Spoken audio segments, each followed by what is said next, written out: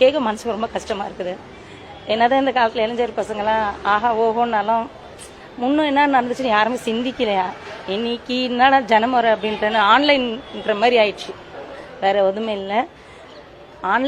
Online நடக்கிற மாதிரி பசங்க அதை நினச்சிட்டாங்க. நாளைக்கு என்ன ஃப்யூச்சருக்கு என்னங்கிறத யோசிக்காம அவசரப்பட்டுட்டாங்க. எவ்வளோ நன்மை செஞ்சுக்கிறாங்கன்னு கொஞ்சம் யோசிச்சிருக்கணும், யாரும் யோசிக்கல. என்னமோ ஃபாஸ்ட் ஃபுட்டு சாப்பிட்ற மாதிரி ஒரு ஸ்பீடில் போயிட்டாங்க பசங்க. வீட்டு சாப்பாடுன்றதை மறந்துட்ட மாதிரி என்னோட ஃபீலிங் அப்படின்னு நான் நினைக்கிறேன்.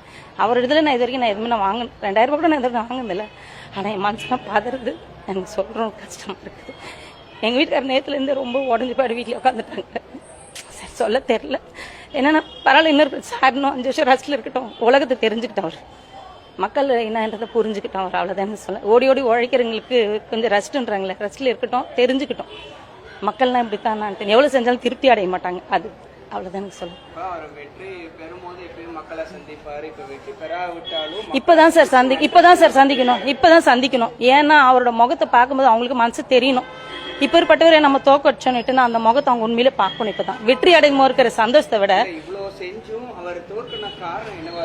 அதுதான் சார் சொல்லிட்டேன்னு. இன்னைக்கு இருக்கிற போன் எடுத்தாலும் இன்ஸ்டா, ஃபேஸ்புக்கு, அது என்ன சொல்றாங்களோ அதை நம்பிட்டு உக்காந்துக்குன்னு செய்யறாங்க தவிர இன்னும் நீ நடக்குது உண்மையை இப்போ யாரையும் இன்னைக்கு உலகத்துல பார்க்கல.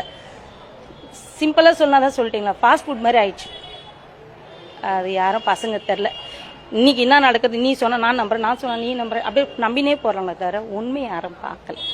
அதுதான் மனசு கஷ்டமா இருக்குது. ஆனா உண்மையில இன்னைக்கு போய் அவர் பார்க்கணும். அப்ப அவங்க தோக்கடிச்சவங்களாம் அவர் பார்க்கும்போது ஷை ஆகணும், அவங்க வெக்கப்படணும். நம்மள இவரையா நம்ம தோக்கடிச்சோம் சத்தியமா அவர் போகணும் சார்.